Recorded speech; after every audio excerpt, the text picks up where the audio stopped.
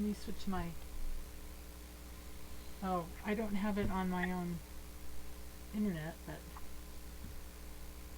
Oh, we don't need this, though. Nope. Well, we do for hearing the... Okay. Okay. But can... Alright, so... Why don't you say hello to him and see if All he right, can Michael, hear you? can you hear me? Yes, I can. Can you hear me? He just said something. Yep, we're good. Okay, give us a sec. We're going to get going here.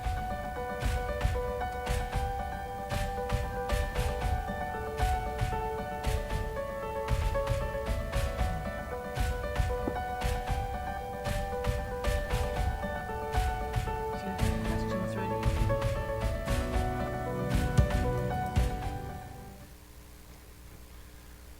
Hello, Bigfoot enthusiasts. Scott here from Blue Mountain oops, I did it again. Squatch America.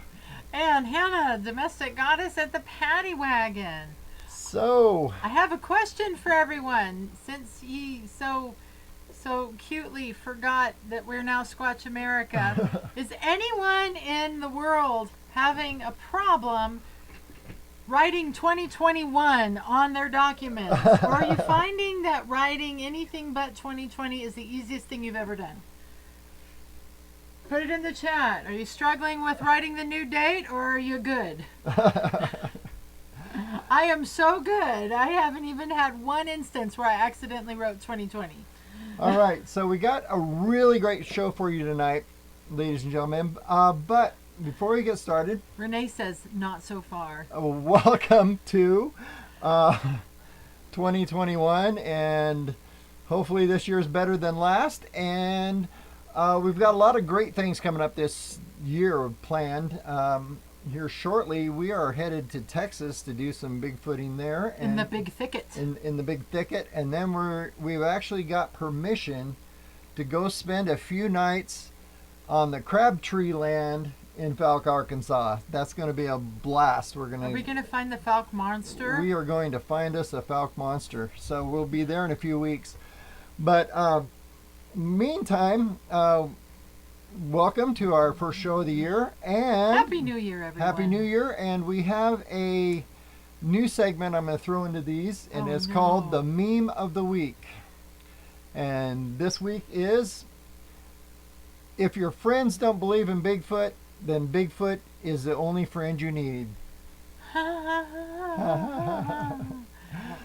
You should put me in charge of that. Actually, we should get Mike J from Northeast Oregon. Oh, that's where I'm stealing them all, Mike. Oh, Mike, you let me down with that one. He has the best Bigfoot memes. He really does. He really does. So, tonight we have a special guest, and we've chatted a little bit to get some people in here. Hi, everybody. I noticed We in the have chat. Renee, Dale, Dale, and Craig, and a few others. And Craig is on his way. Okay, that's awesome. So, what we have tonight is we have what I like to consider a legend in the Bigfoot world, and his name's Michael Rugg, and he runs the Bigfoot Discovery Museum in Felton, and Felton what? Felton, California, and we'll talk a little bit about with him later. He's on the line and waiting right now patiently, but I'm going to show you a quick little video from their museum real quick and give you an idea who he is.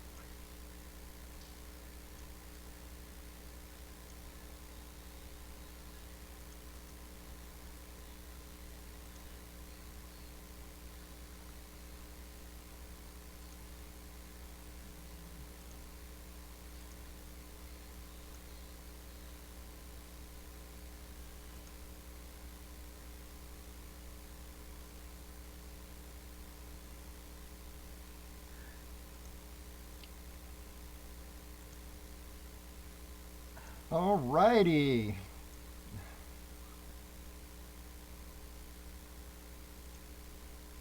Okay. Are you ready? I think I am getting there. We had to do a little quick work around here. It's quite all right. Everybody? First of all, I want to So- say, in response to something I heard on there, and I'll bet Michael would agree with me, I don't care what we do in our lives, I don't care what we accomplish or who we know or anything like that, there is nothing better than your grandkids thinking you're a rock star. That is awesome. Nothing So, ladies and better. gentlemen, because our grandkids think we're rock Yeah, stars. true. I don't know why, but anyway. so Johnny says there's no audio. And the people are saying there's no audio. oh no, Is there no audio? there was no audio on that. I don't want to show it again. Hey, What happened? I don't know. Okay, how about now? All right, ladies and gentlemen, I want to give you Mike Rugg. Mike, are you there? I'm here. Can you hear me? Yeah. Let's see if we can get our audience to hear you. How's that? So, audience people, Johnny says there's audio now. Okay, perfect. So, so you're in Felton. How's that? Well, Felton is a very small town. The mountain near Santa Cruz. Santa Cruz is a big well-known town. It has a You're major not on speaker.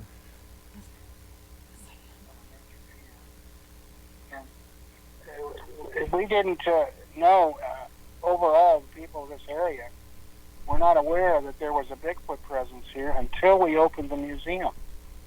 Because as soon as the museum opened up and the word hit the street, the locals started coming in with their sighting reports. Oh, And I that's was blown away because I didn't think there were any Bigfoot left here anymore. But we found out there are, and we've gone out and we have we videotaped one, but it won't convince a skeptic because it's far away and dark. You can't see any details. And we also recorded their screams a few times, so we know they're here. And I have people that report into me now from various parts of Central California that tell me their Bigfoot events, stories that they get from people as well. So we're chronicling a lot of data on the Central California Bigfoot.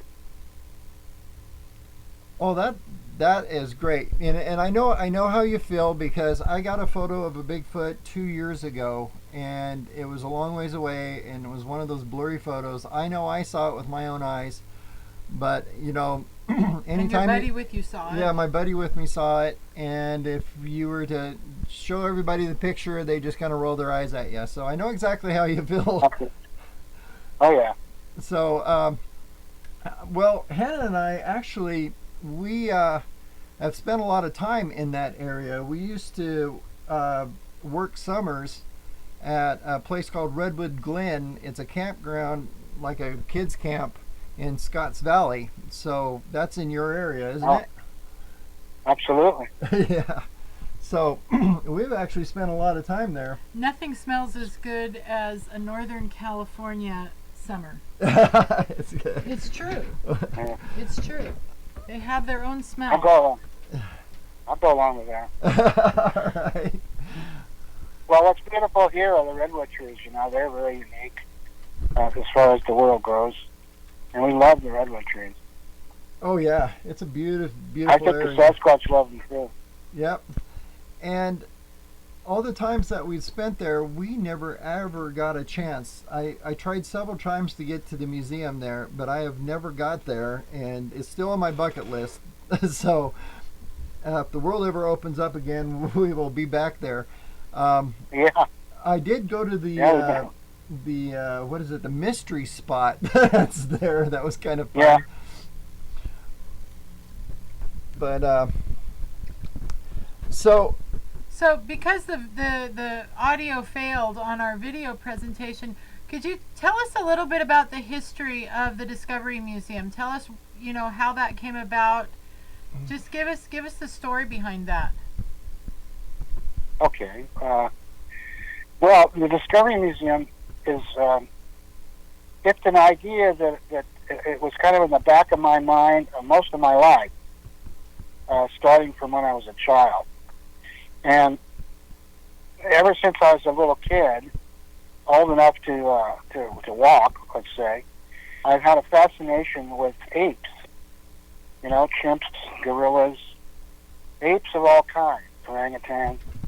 And I used to love, I talked my parents into taking me to the zoo, and I would hang out by the apes and watch them. And then I read every Tarzan novel from cover to cover. There's, I don't know, somewhere in the neighborhood of 15 of them. They're much better than the movies ever were. And so I had this massive fascination. And then I ended up, after I got out of school, I came back to Felton to kind of help out with the family. My mother was still here, and there was some property here that she let me use, which is now the museum property.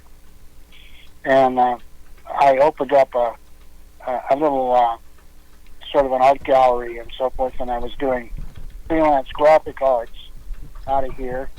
And then eventually I was offered a full-time job in Silicon Valley. So I was sitting in downtown San Jose, pushing pixels for big corporations until the dot-com boom ended at the turn of the century. And that's when, we were talking about YK2 and all that. Mm-hmm. And lots and lots of businesses went under or downsized. So the one I worked at, the branding agency I worked at, they went from 40 down to 4, and I didn't make the cut. So I was then without a job. So I was thinking, well, I'll go back to my freelance over in Felton. But I had also noticed that over the years, some of the people that I met back in the day, when I was doing Bigfoot research more out and away, I was seeing that they were dying, like Rene DeHind and people like that. And I said, oh, geez, these guys are dying, and they never got the chance to prove that they were right. That's really sad. Well, I'm going to see if I can make sure that I don't do the same thing. And the only way I could do that would be to work at it full time. So I decided to go ahead and reopen my little shop in Felton, but instead of being an art gallery and a graphic studio, I decided to make it into a Bigfoot museum. And that's what happened. And it's funny because after I did that, I was reading an excerpt in one of John Green's books. It was a description about a lady in Eureka, California, Northern California, back in 1950, who said she saw a Bigfoot walking along the edge of the Eel River. Well, my dad once had a sawmill on the Eel River, and so our family spent time up there, but it was before I was born. I only heard stories about that. But when my parents were wanting to go camping and fishing, which they did quite a bit because my dad was an outdoorsman, and he was born on a farm in Oregon, they would go back up to the Eel River to Humboldt County, and we would camp there and fish there, because he already knew the best fishing holes in the Eel River. Well, one day while we were camping on the Eel River, he caught a bunch of trout, and he and my mom were going to cook them up for breakfast on the camp stove.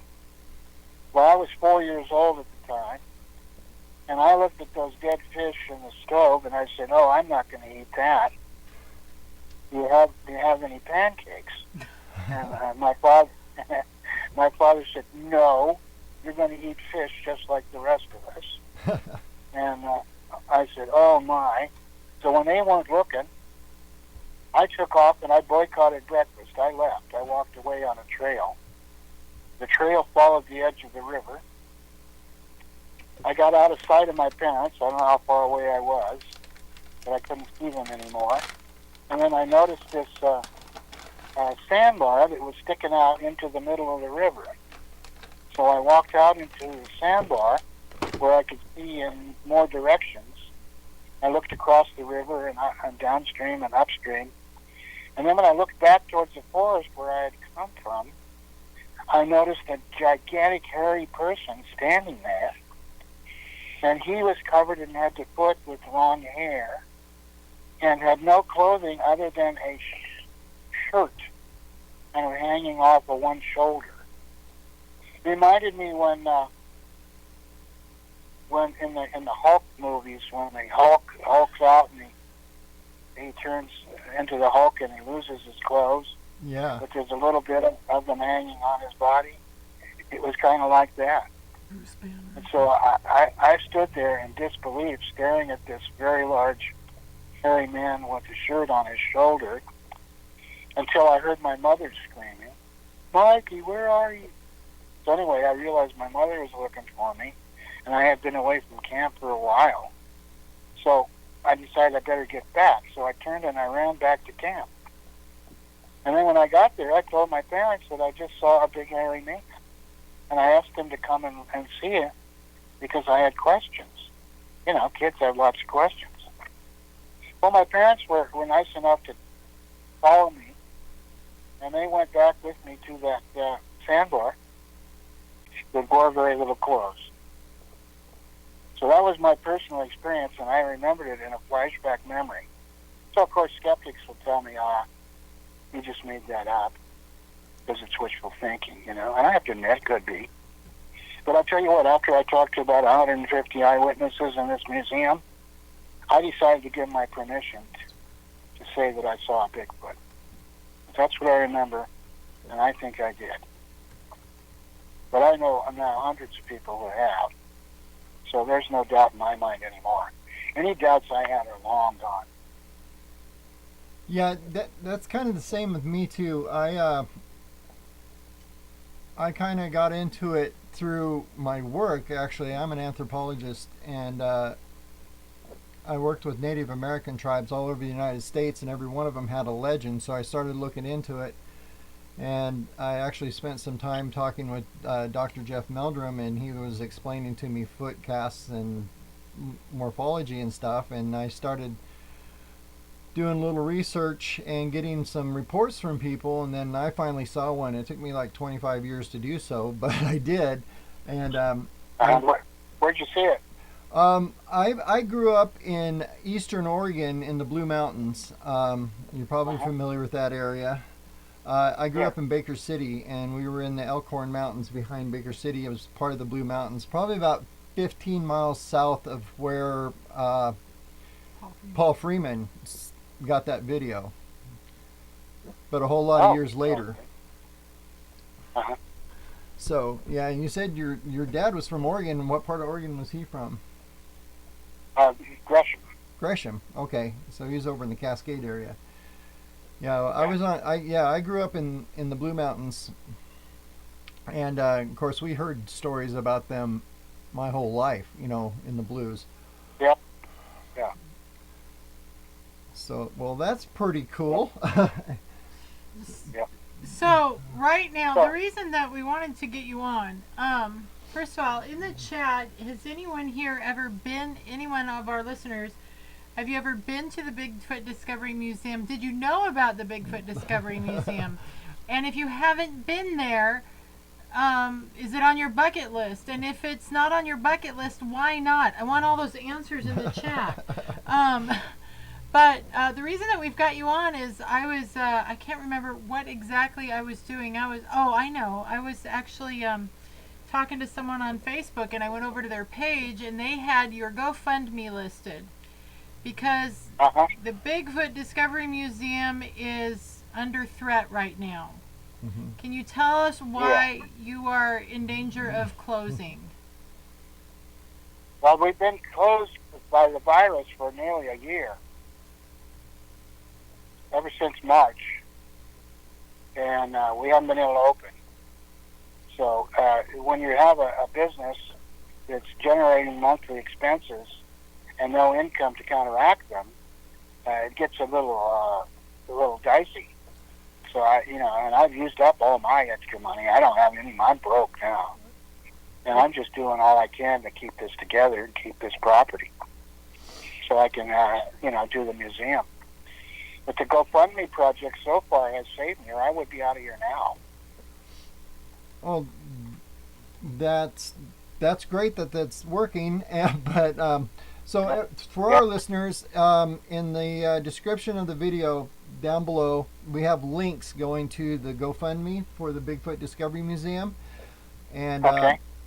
so what we want you folks to do, if you can spare a dime, In fact, please. for the first time since we started, we will not be plugging our own merch that you find at squatchamerica.com. If you, we would rather actually have you go make a donation to that GoFundMe project so that we can keep the Discovery Museum open. Knocking on wood that the world's going to reopen up. Knocking a lot on everyone. Knock on wood together, please. Yes, please. Yeah. This is just a little bit crazy, and when the world reopens up, my hope is that the beautiful things will still be around, and quite frankly, Bigfoot is a beautiful thing, and learning about the mysteries of the world is a beautiful thing. Right. So, anyway, Agree 100% with that. Right. We've had Dr. Meldrum here a couple of times. Because back when we were operating, we would have events. Mm-hmm. We've had Dave Paulides has been here too. Oh, awesome. I know him personally. Because he's a former policeman, so he has a certain attitude about him because of that, I'm afraid. Yeah. That's what I've heard. He's written all these missing persons books. Mm-hmm. And I heard someone contact him via George Knapp on a radio interview on Coast to Coast, and they asked him directly. George Knapp said, "Well, David, you have written 2 Bigfoot books, and then you've written now about 5 books of missing people, and we're starting to assume, because of that maybe these missing people have been taken by Bigfoot." And his answer to that was, well, first of all, he said, so when people ask me my opinion on that, I don't usually answer because I don't know. And I'm not about to say something, that off the top of my head that I don't have any facts to back up. So I don't know. But if you were to push me up against a wall and say, do I think that the majority of these missing people are people who have been taken by Bigfoot, I would have to say no. He said he would associate the missing people more with the cattle mutilation events than with Bigfoot events. The cattle mutilations, of course, they were happening in the Four Corners area, especially back in the 60s, where they were finding cattle that had been exsanguinated and they'd had laser surgery done on them. And it was assumed by the people who researched it that it was done either by our own military or by extraterrestrials. And so he said he associated the missing people more with the cattle mutilations than he did with Bigfoot. Huh, interesting. But I had a man call me about a month ago or so. He called me from Florida, and he said that he spends a lot of time in the woods, and that he's been at 5 or 6 different locations where he has seen Sasquatches. And then he offered that the Sasquatches eat people. And that's the way he said it. Sasquatches eat people. Wow. Yeah. He volunteered that he could meet me in Nevada and take me somewhere and show me where they are. But we want to be very careful because they eat people. Now, on the other hand, I have a man who came in the museum who lives down in Fresno, which is about an hour and a half, 2 hours south of us. Yep. Southeast. Yeah, I know where that's at. I used to live in Merced. Okay. So you know about the mountains above Fresno, Yep. Shaver Lake, and so forth. Well, he said that up in those near Shaver Lake in the mountains there, he has befriended 5 Sasquatches. Hmm. And he says he communicates them through telepathy. And he says they're friends. So here's 2 sides of the coin. Oh Here's yeah. the guy that says the Bigfoot eat people. Here's the guy who says he's got numerous Bigfoot buddies. Yeah, So, it's so what do you do with that? yeah, it's kind of interesting because in my research, being a Native American anthropologist, I have spent a lot of time speaking with a whole bunch of different tribes and talking about their legends. And it's kind of interesting. About half of the tribes that I've talked to refer their names that they call Bigfoot, refer to them as cannibal, basically.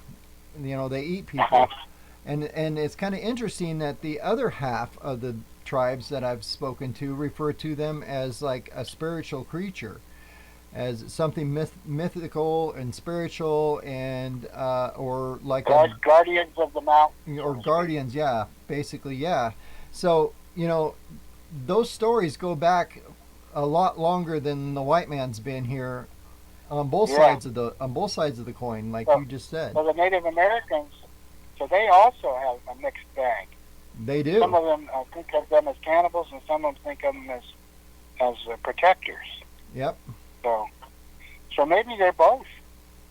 Maybe they are. Maybe they're just like people. There's good people and there's bad people. Exactly. And the bad people tend to get way more press. Yep. Bad people what? Get way more press. Yeah. Yeah. We're going to leave that sitting right there.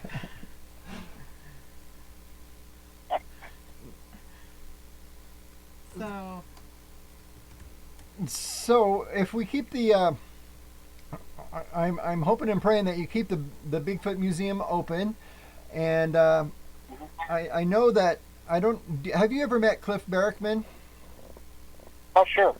Okay, I've met him a few times. Cliff and I hang out at a couple conferences we both spoke at, and I have got stuff that I've sent to his museum, and he's got a few interesting artifacts in his museum, and I haven't been to yours. I meant, you guys, what do you have for interesting artifacts in your museum? Well, we have, of course, plaster cast footprint copies. Right. We've got copies of Freeman casts and copies of the Patterson cast, and we have skull replicas. Okay. We got a Gigantopithecus skull. It was made by Grover Krantz. Right. And we have a Meganthropus skull also made by Krantz. We have a gorilla skull and a chimp skull and Australopithecus skull. And okay. we have what else? And then we have, of course, pop culture. We have a whole section dedicated to tabloid newspapers and games and comic books and all that kind of Bigfoot stuff. Yeah, it wasn't until a couple years ago. I mean, I've been doing this for 25 years, and it was only a couple years ago I found out there was actually at one time they made a board game, a Bigfoot board game. Yeah. Well, first they did it as an Abominable Snowman game. Yeah. And then they reissued it as a Bigfoot game. That's interesting. That's cool. It's called repurposing. Yeah, repurposing. Milton Bradley. I've got both of those. Oh, awesome. Yeah. No. And I've got a $6 million man stuff. Oh, that's pretty awesome. It's kind of like the International Cryptozoological Museum. Yeah, we went. We were in Maine this summer, and we went to Lauren Coleman's. Lauren Coleman's place. And I'd love to visit there. Yeah, he's got a lot of stuff in his too. So. A lot of pop culture stuff. Yep. Yeah, I've been in touch with him, but I've never been into his museum. Yeah, he wasn't there when we were there, but we did see his museum, and yeah, he's got all the same stuff. It sounds like. Um, so I'll tell you what, if we run across anything, we'll send it to you. In fact, Okay. we got this summer in Maine. We spent the summer in Maine, and we found where some footprints were, and got it's almost like a lock of hair. It's like a dreadlock almost of hair. Oh, really? Yeah. And we sent that to Dr. Jeff, and he hasn't got back to me on it yet, but we're seeing what that is. But my initial look at it, it looks like the type specimens they have where it doesn't have the medulla in it, so it's a pretty solid, and that was the first clue that it's possibly a Bigfoot hair. But but we're gonna get that sent. Well, we got that sent into Dr. Jeff, and then we're gonna get some DNA done on it and see what happens. So. Yeah, I had a tooth for a while. Wow. That's a whole comedy of theirs. Yeah. Part of that tooth went to Melba Ketchum, but didn't get used. Oh. Wow. Part of the tooth went to Brian Sykes, but didn't get used. Oh no. And the parts that he got are now in a cryptozoology museum in Switzerland. Wow. And then the rest of it that I had, the tooth got broken up by a dentist when he was supposed to be taking stuff from the pulp without breaking it. He ended up breaking it. And I had a little jar with the broken tooth pieces in it. Somebody stole it out of the museum. Oh no. Wow. Yeah, Men in Black, I suppose. Yeah. More than likely Men in Black. Probably. Came to confiscate the evidence. Yep. Yep. Can't have any of that laying around. Yeah. That's okay.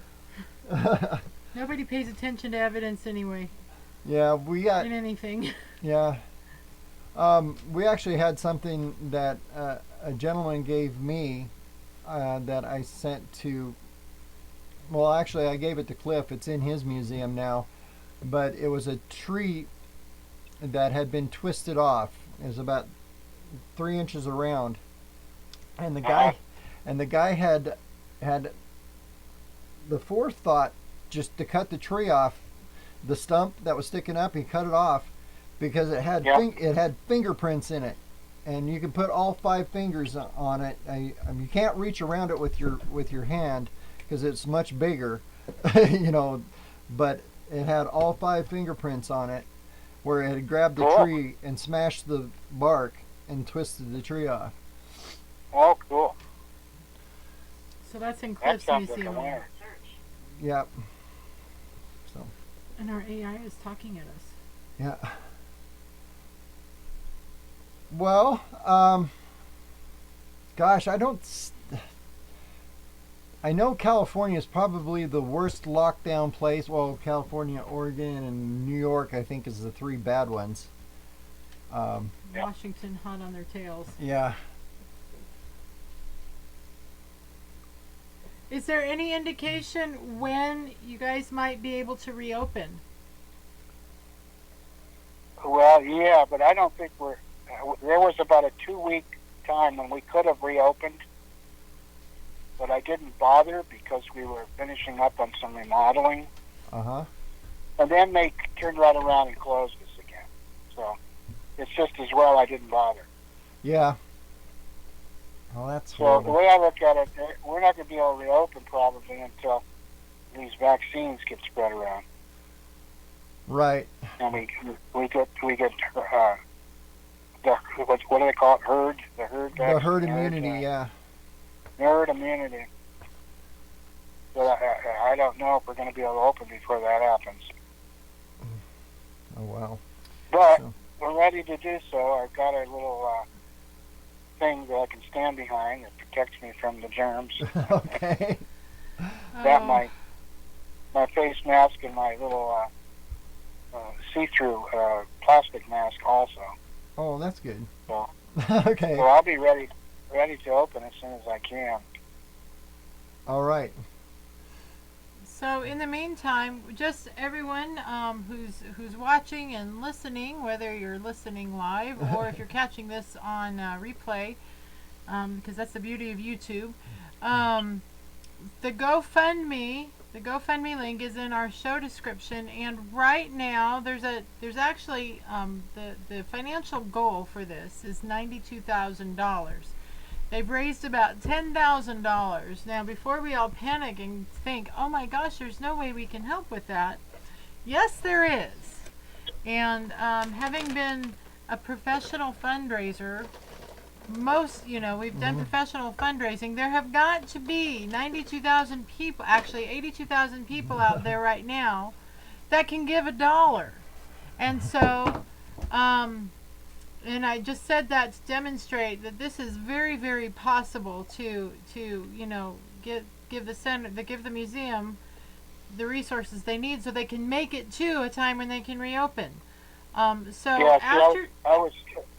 Go ahead. I was going to say, after you give your donation, share that link on your social media. I know you all have Facebook pages. Yep. And so share it on your Facebook. Get public about, you know what, yeah, I believe in Bigfoot. I have every reason to believe in Bigfoot. And right now, the current world situation has shut down really a treasure in the Bigfoot research community. And so we want to help him keep open. The more we share this, the more money is going to come in. The more likely it is that Michael's baby here is going to be able to make it until we can get active again. Because I tell you what, that whole area is on our list to go check out. We've been wanting to go send back to Northern California for a long time to do some Bigfooting. Mm-hmm. And so we'll be certain to get down there when we can. Craig, you need to be on. Well, when that GoFundMe first started, I was coming up against a mortgage due on the property that I was going to have to pay off, which was $92,000. Oh. Mm-hmm. But what happened was somebody volunteered to buy the mortgage. So another family bought the mortgage, and so now they gave me 4 more years to pay it back. Oh, wow. That's awesome. That is awesome. So the immediate threat is gone. I got the better part of 4 years to try and gather that money. Well, we need so every little bit helps. Yeah, we need to help you get that money. And if you're not on Facebook, and I understand why people aren't, if you're on Parler or some of the other alternative social medias, or if you just have an email list and you can hit up your friends saying, hey guys, you know I'm into Bigfoot, send $5 to this GoFundMe, Yep. So honestly, GoFundMe, it's like the best grassroots fundraising method that we have, and we really want to support the Discovery Museum. Yeah. Thank you very much. You're welcome very much. And honestly, we can't wait until we can get back into California so we can go back. We love that. We truly love that whole area. Mm-hmm. That whole area is one of our favorite places. Probably one of the only places in California we like to be. Anything? Yeah, we actually, I don't know if you're familiar with where Mariposa is. Sure. That we actually lived there for a lot of years, and we had some property up in the mountains in Mariposa. We were like 15 miles from the front gate of Yosemite, and I actually got some recordings of some tree knocks in the Yosemite area one night there. Cool. So. Yeah, we've recorded knocks. We recorded hunting parties. We heard a hunting party formulated one night.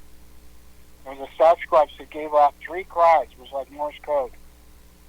And then it was responded with by 2 other individuals. And their cries sounded like Goofy coming down the Matterhorn. Yeah, Louie. Yeah. And then we heard a pack of coyotes join in. Uh-huh. And then they all took off together and went through this canyon hunting. And they come to a new house, ranch house, and the local dog there would start to bark at the coyotes, catch the smell of the Bigfoot, and get quiet. And that exact thing happened over and over again, as you can hear them going through the valley. So a lot of the dogs are aware of Bigfoot, and they're aware to be quiet when they come around. Because the Bigfoot want to pass through the backyards, and they want the dogs to wake up to people. And then we had an occasion, there's a quarry at the top of the hill right above our museum. It's 3 miles uphill to the quarry. The street dead ends there. So one night at midnight, we went up to the quarry. And on the way up, we were quite surprised to see about 3 dozen deer eating flowers in the front yards of the houses on the way up to the quarry. Well, I've been operating at this location, like I said, since back in '68. I've never seen more than 1 or 2 deer at a time come across the road at this location. That night there were several dozen. So we were curious to why that had occurred until we got to the quarry, and we got out and we went into the quarry. You have to go through the gate where it says no trespassing, and we just go ahead and go on in. And then we found a spot on a pile of gravel above the pond. There's a pond there because, you know, they're always using water at quarries to rinse the gravel and stuff. So we got up above the pond where you could hear the ducks feeding all through the night, you know. So that's a special location. So we sat up there, and when we first got there, we heard coming from approximately 5 miles north of us up the valley a scream like the one we heard the night that they formed that hunting party. We recognized the scream. So we almost stopped and went up further up the valley to that location, but decided instead to stick it out at the quarry, since we had already recorded those other screams. And sure enough, at 4 in the morning, a hunting party was at the quarry. And the hunting party completely surrounded us. So we had coyotes on all sides of us. And we were starting to worry that they might attack, because it seemed like that's what was going to happen. And then all of a sudden we heard this guttural sound, which I take it was the Bigfoot. And the coyotes got quiet, and we all got up and left. And they headed south towards Santa Cruz after the deer. Wow. That hunting party chased the deer 5 miles down the valley till they came to the quarry, and were expecting to find the deer there, and instead they found us. And then the Squatch made sure they didn't attack us. How do you like that? That was pretty cool. That is pretty cool. It was a little scary too. Oh, I bet it was. Yeah, yeah. Actually, one of the scariest encounters I had was we had heard some whistles, almost like a really high-pitched, weird whistle in the woods, and then we heard what sounded like chest beating. Like, I don't know if you have ever heard that, or ever heard anybody ever give you a report of that before, but it sounded like, you know, a gorilla beating on its chest, just thump thump thump thump thump thump. And and at that time we heard that chest beating. I happened to have, I had my night vision on, and I was actually looking directly at this cow elk who was feeding just about 50 yards from us. And it was dark, and we'd been sitting there, and she wandered in, and she didn't even know we were there. And her ears really perked up when that chest beating happened, and then she turned and just ran away like it was. And my partner and I, we talked about it, and we thought, are they hurting them? Is that what they're doing with the chest beating and the whistles and stuff? Are they hurting the elk or hurting the deer? And with that story, it kind of reminded me of that. It's like, are they coming through here? Yep. I wouldn't doubt it. So, I wouldn't doubt they'd be hurting you. Yeah, so, wow, that's interesting.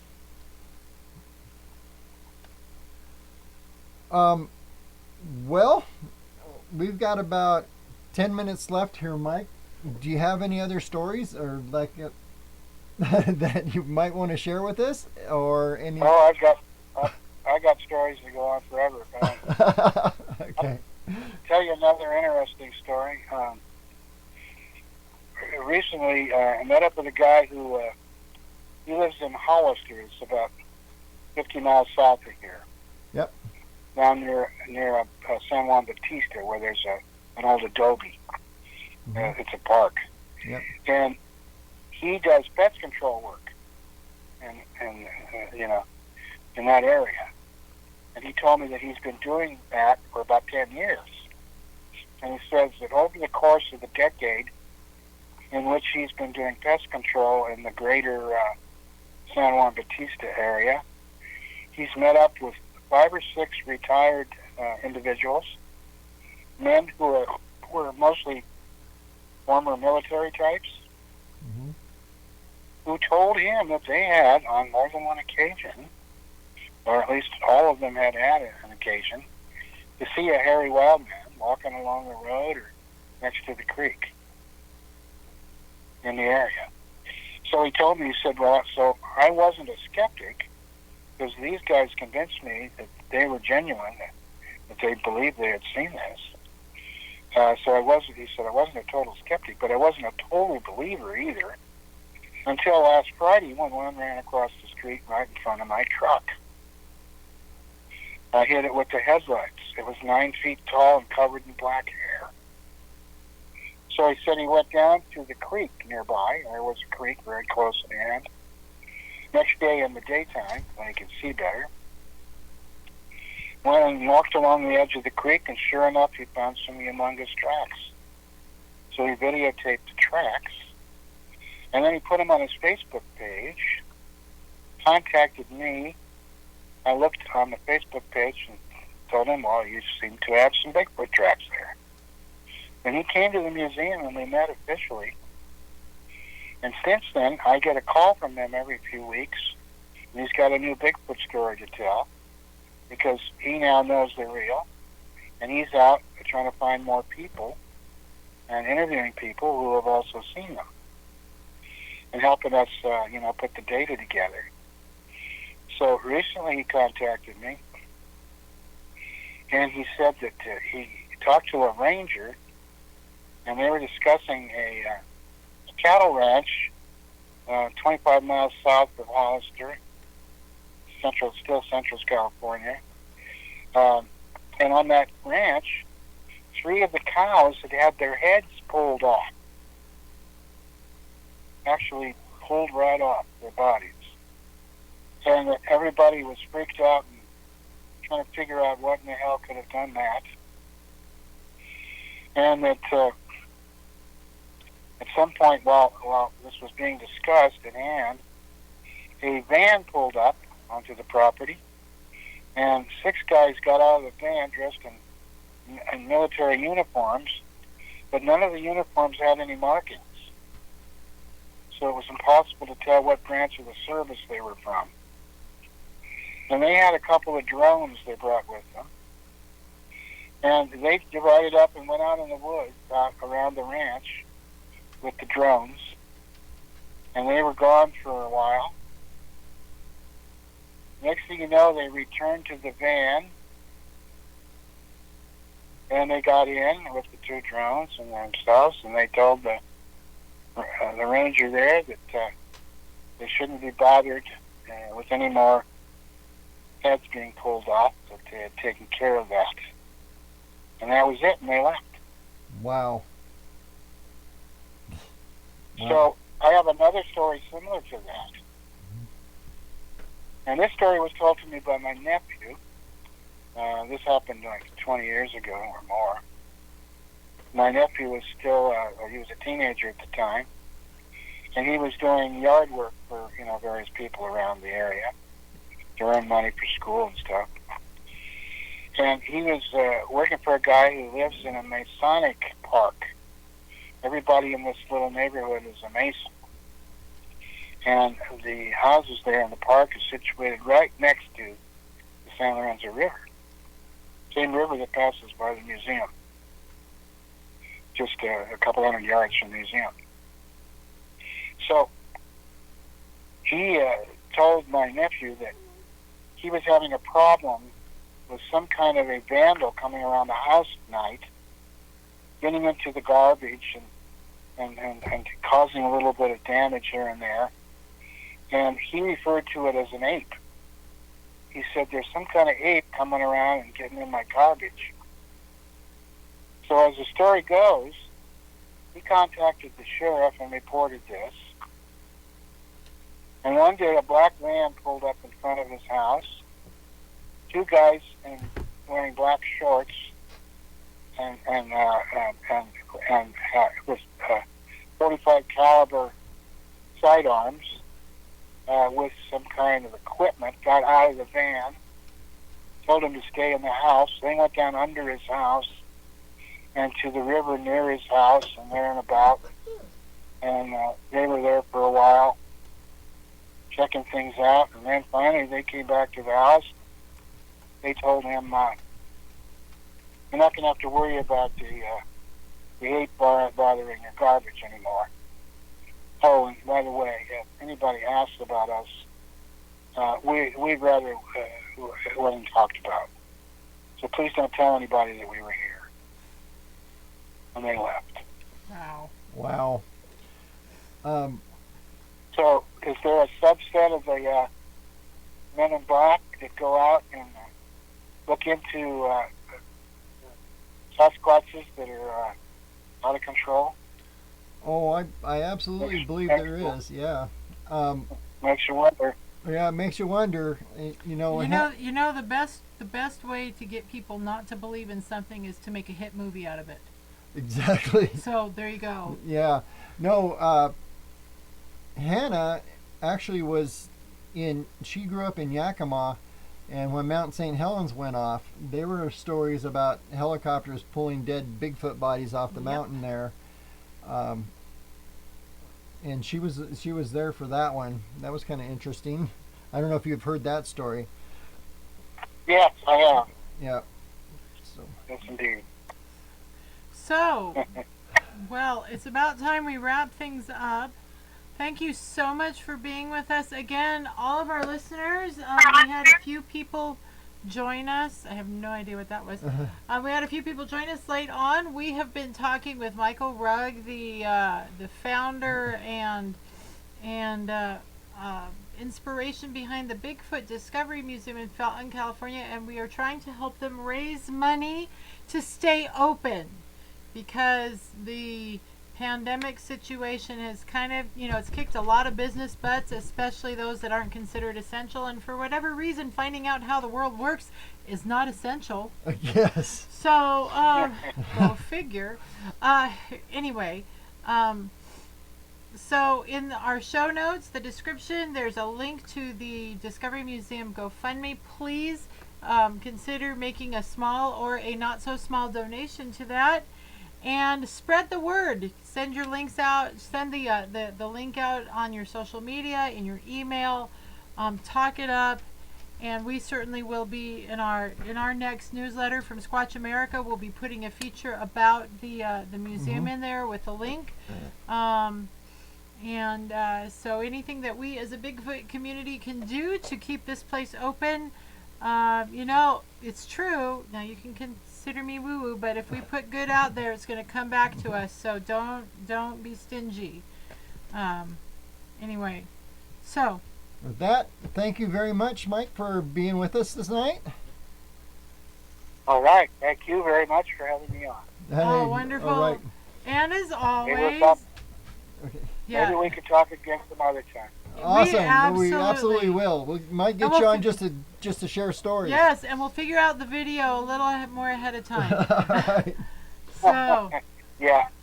Yes, indeed. Okay. Bye-bye. Bye-bye. So here. All right, ladies and gentlemen, just remember. Oh, did you want to show that again? Yes. Let's since they didn't hear the video, let's do that video one more time. Okay, we can do that. And this time you guys can hear it. And we will also be, of course, putting it in our newsletter and all the things. So this is the Bigfoot Discovery Museum. and Mike Rudd. Video.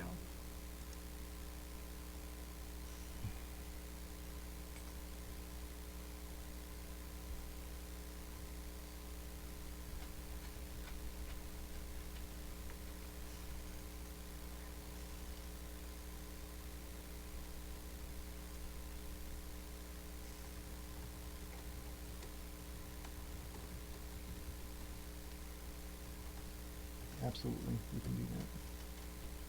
No, no. Yes. No. Send it directly. You can send it.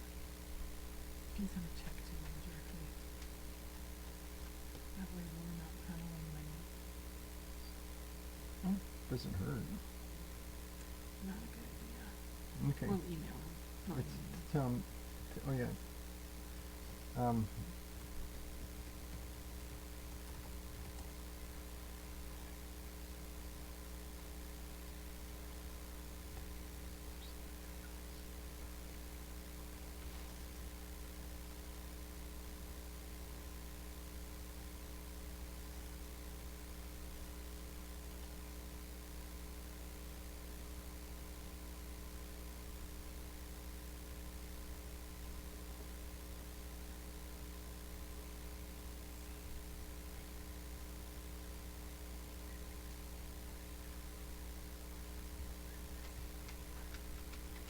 Additional address. But I don't know if that's, they might not get mail there. Okay.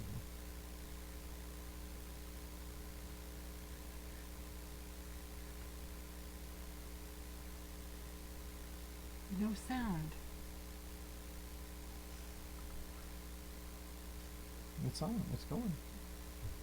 Don said no sound.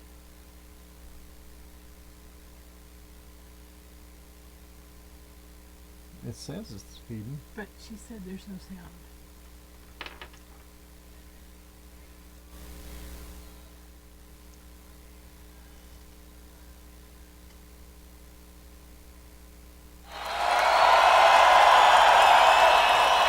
All right. So there we go.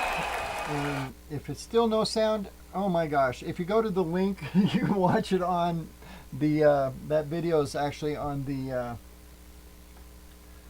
GoFundMe page too. So we'd like to thank you guys for being with us tonight, and as always, Our job is at Squatch America is to investigate the unexplained. not to explain the uninvestigated. Thank you and good night.